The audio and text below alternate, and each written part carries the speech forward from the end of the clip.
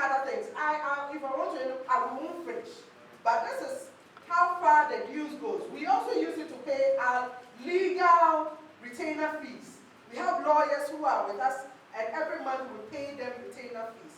We also have labor consultants with us, and we pay them monthly labor consultancy fees. Okay, we store retainer fees, and we pay all this. So there's a huge burden on the dues. And that is why, for those who are calling for abolition of the building levy, we tell you that no, it is not the best way to go. Look, the building levy, the 20 cities, we are all contributing. A portion of that is what we are using to support the emergency loans that we are running. Okay? And the rest is being used in the completion of the other projects that are not completed. So as we speak, Northern region is not completed, building levy chairman, building committee chairman. Northern region is not completed, Western region is not completed, Upper East is not completed, and then where?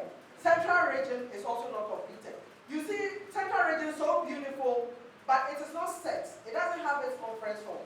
So the conference hall is being built behind the guest house, and it is just at the foundation level. It's also not completed. So these are the projects not completed, and for that reason, plus the national projects. So for that reason, it's important that we all understand that the building levy has to continue. For me, I think that your concern has been about the fact that, okay, the name is building levy, isn't it? So it's building, and you're thinking, oh, I'm an individual member, I'm not benefiting. But if you're not benefiting, even as you sit here under this roof, you are benefiting. You realize it?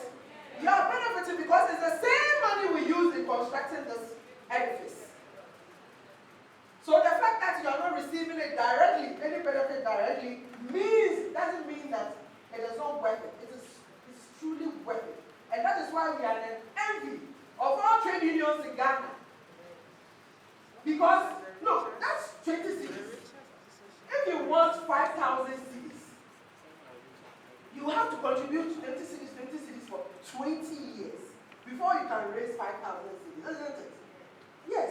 But we are saying a portion of that building levy has been put into the emergency loans for you. You can take a maximum of 5,000 cities. You pay within 12 months, you can come and take another 5,000 cities. You can take another 5,000 cities. Within that 20 years that I'm talking about, you can take up to 100,000 cities. So that is the beauty of a family like ours, meaning we all contribute a little, but can be of tremendous benefit to some of us. It may not be all of us, but take consolation in the fact that you are contributing, and that money can be of immense benefit to one of our own at any point in time. Okay? So the loans as it is, we've also had concerns from members that the 5,000 ceiling is even too small. Let's increase it to 10,000. So ask yourself, how will we be able to increase it to 10,000 if you are calling for abolition of the building levy? It's not possible. So let us hold on to something good that we have. Don't listen to the negativity out there. Know that it is good for us and let us protect it. Okay? So we are considering it. NEC is considering it. Very soon we will throw it to the National Council and see how we can increase the 5,000 limit to even 10,000. So that if you take that 10,000, you know you can do something substantial with it.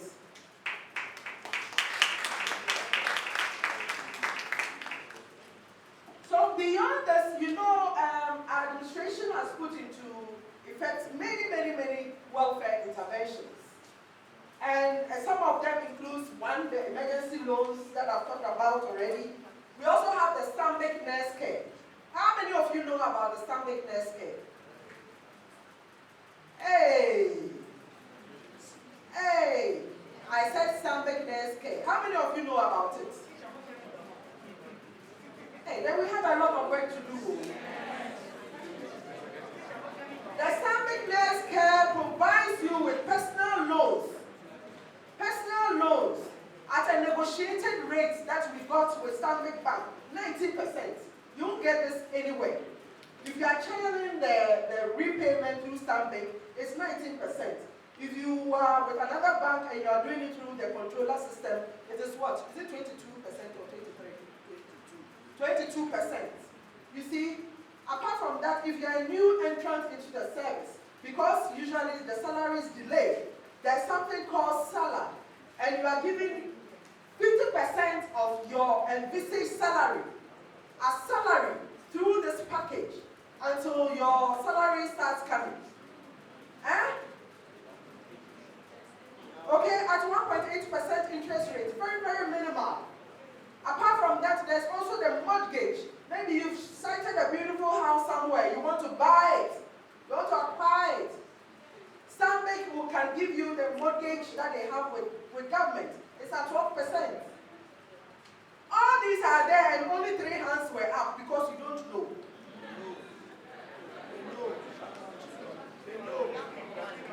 So let's continue to educate ourselves.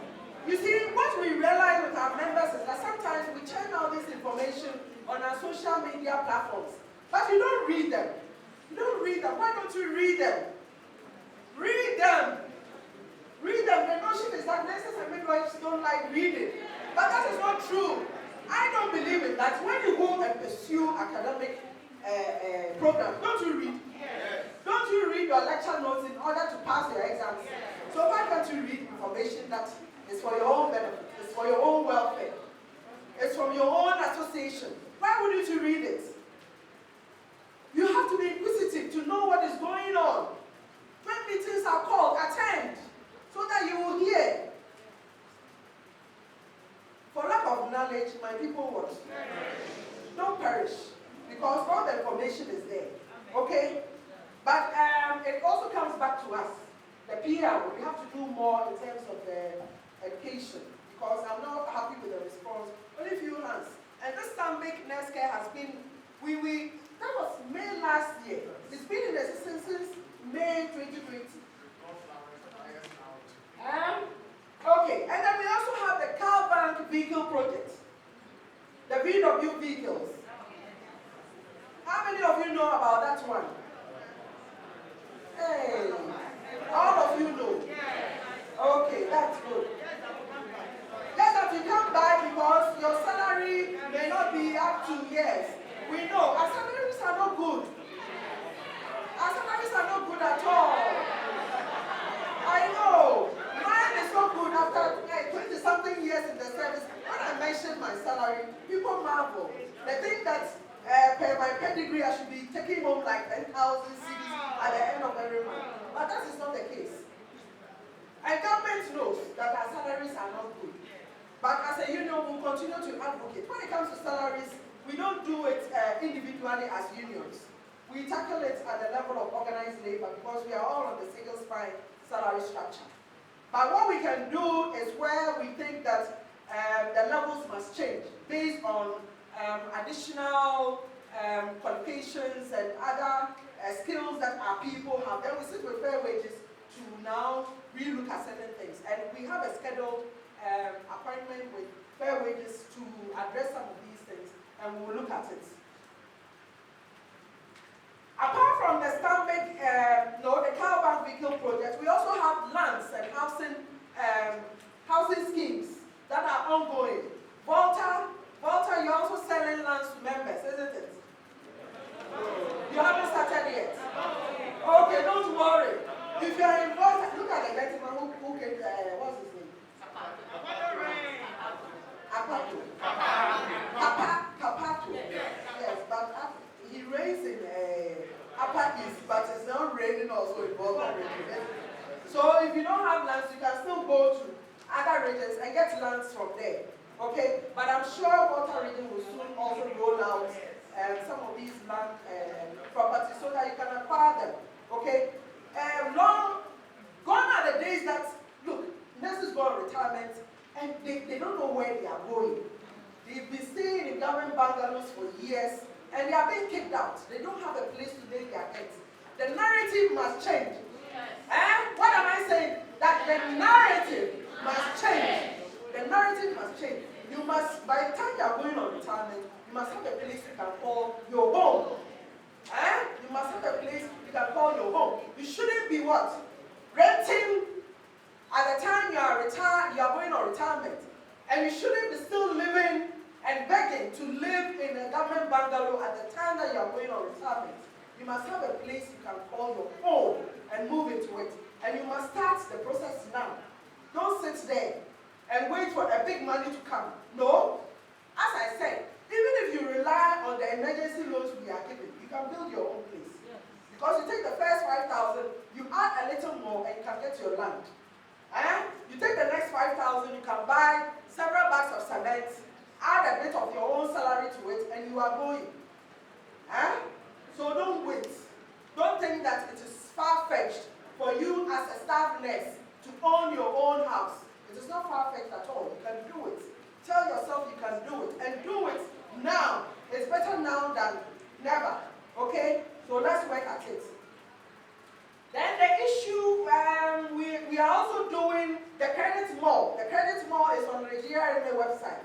We put a lot of things there, fridges, microwaves, irons, and so on and so forth, that you can purchase, and it will be delivered to you. The credit mall is there. That is also targeted at your welfare. Then we also have the GRNMA guest houses. All our guest houses are fully subsidized for members. You sleep in the standard room and we take only 50 cities.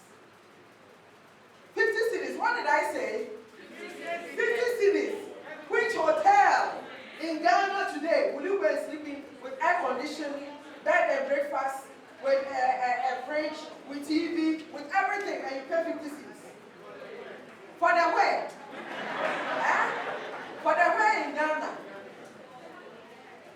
Sometimes when we talk about these things, people say that, and I haven't slept in those guest houses before, and what. But you never know when you will need it. You never know when you will need it. You might travel to one region or the other, and you need a place to sleep. You don't have the 350 and the 250 cities to go to a regular hotel. That guest house is your own house. You can go in and pay just 50 cities to be given a beautiful standard room to sleep. We also have the beautiful buses you are seeing. The official vehicles we've given to the regions. That is one way of also ensuring your welfare. Today, we were happy that moving from one point to the other, it was not individual cars that were following. We had our buses, and that can take up to 16 people at a time. We moved beautifully, branded. You can see it's Ghana Racer nurses and midwives that are moving.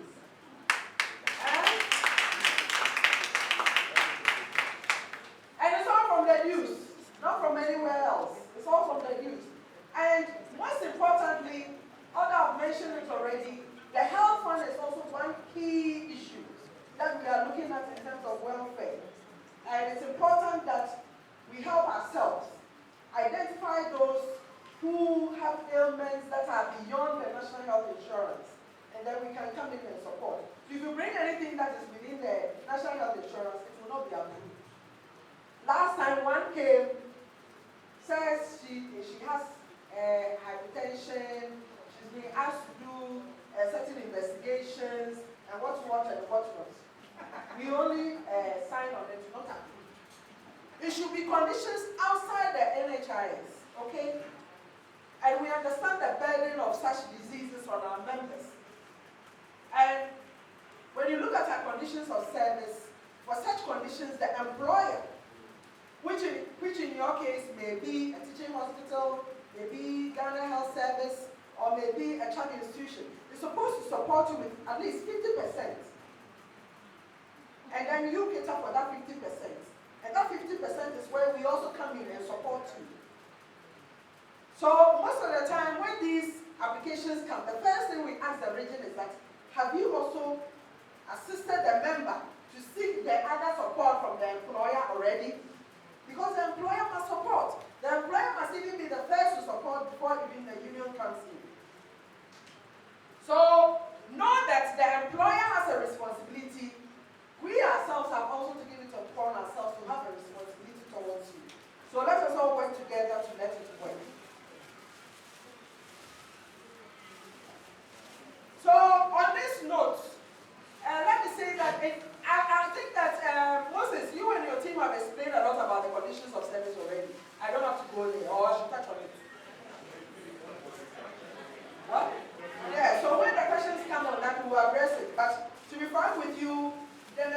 negotiation of the conditions of service hasn't been easy, but we've gone past the negotiations. Now our focus is on the implementation. It's on the implementation of what we agreed. And we know the uniform allowance is outstanding. We're told it was going to be paid in August. We haven't seen that. The book and research allowance is also pending, but for that one, the Ministry of Health is collating the data, and we know they are receiving it and it will be implemented. Then we have the rural incentive allowance. A technical committee has been set. I'm serving on that committee, and we are looking at it holistically. The ministry says that it doesn't want to deal with only nurses and midwives, and then tomorrow another group. So they are looking at it holistically. All of us, doctors, pharmacists, allied, nurses and midwives, all of us. So the committee is working with international partners like the WHO, the University of Tropical Illness, and all those other groupings to see how we can fashion out a rural incentive package that will attract and retain health staff at the rural areas. Okay? So it's an ongoing process. Once it's completed, we'll communicate same to you. So on this note, let me say thank you for listening, and then I'll hand over to the MC for the